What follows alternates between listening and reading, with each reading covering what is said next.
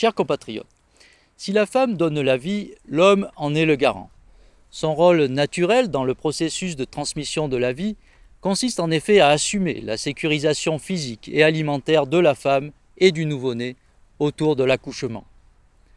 Cependant, la multiplication des naissances, le nombre d'années important de dépendance des enfants à l'égard des adultes ont conduit le mâle humain à penser l'objectif de sécurité dans le temps long.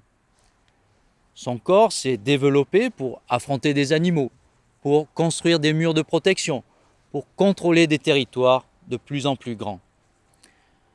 Le principe politique masculin s'exprime à travers ce corps tourné vers l'extérieur, musclé par l'action et le combat pour la domination de l'espace, des animaux et finalement des autres humains.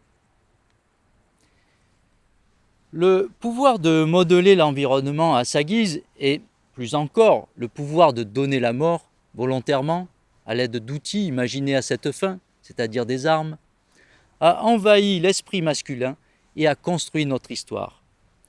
À n'en pas douter, le monde tel qu'il est aujourd'hui, violent, destructeur, conflictuel, hiérarchique, est le fruit du principe masculin. Bien sûr, au départ, il y a quelque chose de parfaitement normal. Toute créature recherche la sécurité pour elle et pour les siens. C'est l'instinct de survie. Il est même tout à fait justifié de se défendre quand on est menacé et de combattre quand sa vie est en jeu. Le problème vient du fait que la sécurité s'est progressivement transformée en argument pour agresser le voisin afin de se prémunir contre une éventuelle agression de sa part. C'est un engrenage. Il faut une muraille toujours plus épaisse, une tour toujours plus élevée, une armée toujours plus nombreuse et mieux équipée. L'adage « si tu veux la paix, prépare la guerre » est sans doute la déviance la plus perverse des corps soumis à la testostérone.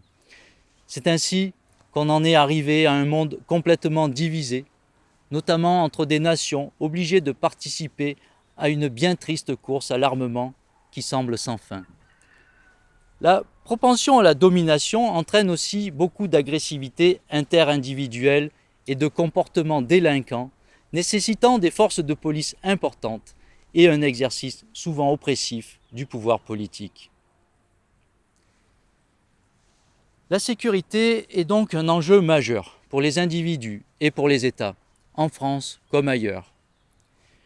Côté armée, notre pays est plutôt bien loti, puisqu'il bénéficie, si j'ose dire, d'une longue tradition militariste. Le rattrapage budgétaire des dernières années a permis de remettre à niveau les équipements. Et surtout, l'armée a toujours été à la pointe de l'innovation technique et stratégique. Mais pourquoi n'en est-il pas de même pour les forces de sécurité intérieure, police et gendarmerie ? Quand on voit la débauche hallucinante de solutions technologiques qui ont été déployées contre le Covid-19 et qu'on n'est pas capable d'imaginer des choses analogues pour la sécurité du quotidien, il y a des questions à se poser. J'interviendrai d'ailleurs à ce propos bientôt sur ce sujet d'actualité. La sécurité des personnes et des biens, de par son importance instinctive, a toujours été un moteur essentiel du développement intellectuel et technique des humains. Les citoyens doivent pouvoir bénéficier d'une modernisation de la doctrine et des outils de sécurité intérieure. La traditionnelle patrouille de police a son utilité, mais ce genre de pratique ne peut plus constituer l'alpha et l'oméga de la politique de sécurité publique. Cependant, ce n'est pas non plus en rajoutant encore et encore des caméras de télésurveillance dans les espaces publics qu'on résoudra les problèmes. Ces caméras sont de bonnes solutions pour la sécurité privée et je conçois parfaitement qu'elles ont une utilité dans certaines zones publiques. Mais la stratégie du toujours plus de caméras reste dans la même logique de contrôle de masse, cette vieille obsession des pouvoirs centralisés qui ne marche même pas dans les dictatures. Cela n'a pas de sens et c'est illusoire. Je pense au contraire qu'il faut passer à une doctrine d'individualisation de la sécurité. C'est la seule façon de conjuguer efficacité et liberté.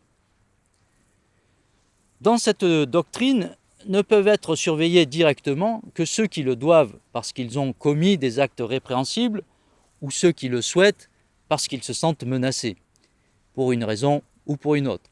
Et puis, il y a la question de l'intervention rapide et efficace en cas de problème, à laquelle tout le monde a droit. Nous disposons aujourd'hui de moyens techniques extrêmement performants, les objets connectés et géolocalisés. Certains outils existent déjà. Ils sont utilisés de façon très parcimonieuse dans des cas particuliers. Il s'agit d'une part des bracelets électroniques pour le maintien à domicile, comme alternative à la prison, et d'autre part des téléphones d'alerte ou des systèmes de contrôle d'éloignement, par exemple entre une femme et son conjoint violent. Je crois qu'il est possible de généraliser ce type de système à toute la population. Je propose de mettre au point et de distribuer à toutes celles et à tous ceux qui le souhaitent un bracelet individualisé de protection. Sa première fonctionnalité sera de pouvoir déclencher par un simple bouton une alerte immédiate en cas de grave danger. Mais il pourra avoir beaucoup d'autres fonctionnalités et devenir un véritable adjoint du service public de sécurité. Les personnes qui auront choisi d'en avoir un pourront le porter ou pas, l'activer ou pas. Quand le bracelet sera allumé, la personne sera géolocalisée par les forces de l'ordre et différents systèmes de surveillance liés à de l'intelligence artificielle seront déclenchés uniquement en direction de cette personne. En ce qui concerne les personnes condamnées par la justice ou libérées de prison, une autre version du bracelet sera verrouillée sur la personne et activée pour une durée déterminée par la loi selon le délit ou le crime commis. Il permettra par exemple de maintenir ces personnes à l'intérieur d'un périmètre déterminé, d'interdire certaines actions et interactions, de surveiller des déplacements. Il sera alors un outil majeur, à la fois coercitif et pédagogique, de lutte contre la récidive, qui est sans doute le problème sécuritaire le plus urgent à solutionner. Le bracelet individualisé de protection sera conçu et fabriqué en France. L'investissement prévu est de 1 milliard d'euros pour le développement et encore 1 milliard d'euros pour la production. Voilà, la clé numéro 3, c'est le principe masculin. Il s'exprime légitimement dans la recherche de la sécurité pour soi et pour les siens. Mais la sécurité ne doit pas être un prétexte à un contrôle liberticide et agressif des personnes.